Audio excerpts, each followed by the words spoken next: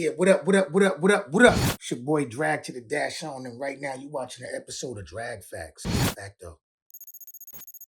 This is my first time I met the GOAT, the greatest of all time. One of the greatest of all time in the rap game. LL Cool J. Talking about pressure. Let me break it down. Let's break down the story. For a lot of y'all that don't know, I've also shot movies. I shot a movie called Exit Wound, and then I shot another movie called Cradle to the Grave. The first movie is with DMX and Steven Seagal. The second movie is with DMX again, Gabrielle Union, Tom Arnold, Anthony Anderson, Isaiah Washington. And in the second movie, of course, I was still nervous of shooting that, you know what I'm saying? Because, I'm still trying to perfect my craft.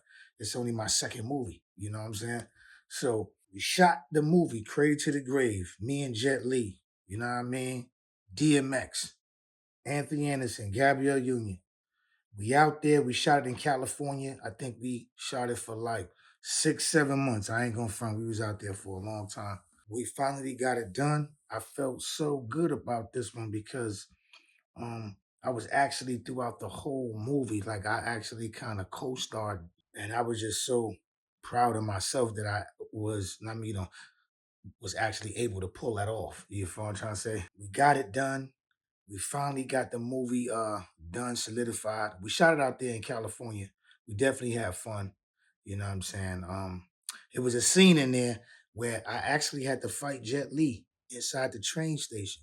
I ain't gonna front like cuz with my ass, but I got paid for it. But the movie was fun. It was a straight learning curve at the same time, a great learning experience for me, seeing how things go on and really being able to get a chance to show the world that I know how to act and rap and I'm talented and you know what I mean, and just being multi-talented, you know what I'm saying?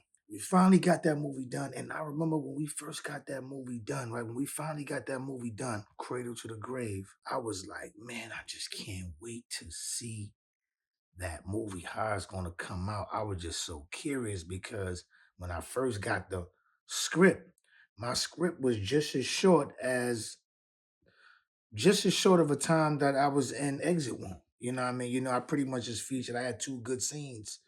Like the whole movie of the Exit One was about me. I had two good scenes, and that's how much scenes that I had in Cradle to the Grave. But as we were shooting, they kept giving me more lines and more lines.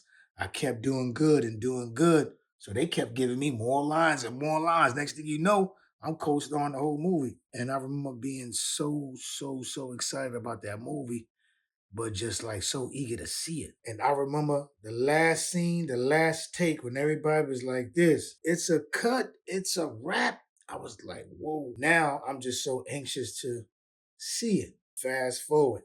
I'm back on the East Coast, sitting back, waiting for the director to actually call us and let us know. Then we finally got that call. I don't know, I think it maybe like 9 months about the movie premiere. I was so hyped up. So I brung like a bunch of dudes from my project and all that. Big shout out to Bronxdale, first, second, and third, you know what I'm saying? I brought a few of my homies with me out there. Got to the movie premiere. That, the stands where they sell the popcorns and that joint was actually on another floor. They had the movie premiere in New York, downtown Manhattan. It was something going on another floor. Like I think they had the popcorn like on like a whole nother floor now. I'm gonna shoot up there and go get that right quick. I think they said the movie about to start in the next like 20, 30 minutes. I shoot upstairs. I run out the movie theater joint and get to the elevators. I'm hitting the button and all that. Boom. I get in the elevator and some other people get in the elevator. It go up one. Those people got out and LL Cool J get in the elevator. So now it's just me and LL Cool J. Now, off rip, I'm a super fan. So I'm like, yo, LL, I gave it straight up like, yo, yo, I'm a big fan, big homie, like, big salute to you. Yo, I grew up listening to your music. And it's crazy because he definitely showed love. I know a lot of people didn't know about my stuttering problem. You feel what I'm trying to say? Really like that. Like how serious it really is. You know what I'm saying? So, and I know he didn't know about it. And I mean, even though I said it in the song when I first came out, but a lot of people thought it was just a little bar. I said, Dragon speaks with a stutter. but I rhyme well. So like a dead snitch, it's hard to tell. That's another drag fact. What I remember about that quick conversation, because remember, we just going up in the elevator, right? What I remember, one of the first things he asked me, one of the things that stood out that he asked me, which was deep, he was like, I mean, oh, and I was telling him, I'm like, yeah, and I mean, I'm here, and I'm in the movie. This is my second movie. And first thing he asked me when I told him that, he was like, yo, congratulations. But let me ask you something. Do you feel as though you deserve it? I was like, I wanted to say yeah, like right away. But me being under pressure, shocked that I'm talking to LL Cool J, one of the greatest of all time, my stuttering flared up. So when he first asked me, he was like, so do you feel as though you deserve it? I paused. I was like, I was really wanting to say yeah, but it came out like, yeah. And then he was like, all right. But I was really stuttering. What were you fun to say? Because I was just like, and a lot of people think the stuttering happens when you're nervous. No, it don't have nothing to do with nervous. I was just, I mean, I actually, because I actually stutter even when I'm happy, when I'm relaxed, cool, and doesn't matter. You know what I'm saying? It come and go. But right there, I had that moment right there. And I was just like shocked. You know what I'm saying? That I'm talking to LL Cool J, and he know who I am. You feel what I'm trying to say? Because I grew up knowing who he is. You know what I'm saying? So as a huge fan, and that was the question that stood out to me. That was the first thing. Well, the second thing he said, congratulations, and then he asked me, do you feel as though you deserve it? Word up. And I was like, yeah. But it was crazy because I actually, like, even though I was stuttering, I was flashing back of everything I've been through, like in my life, like everything was, because mind you, this is like from going from one floor to the next floor. So all this happened within seconds.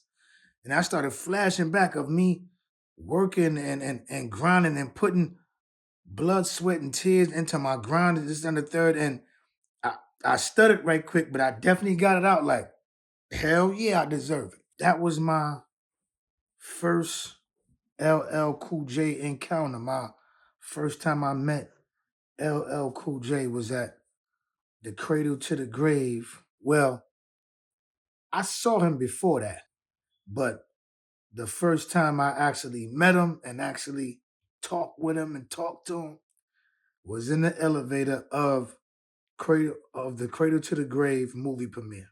And that was my LL Cool J greatest moment.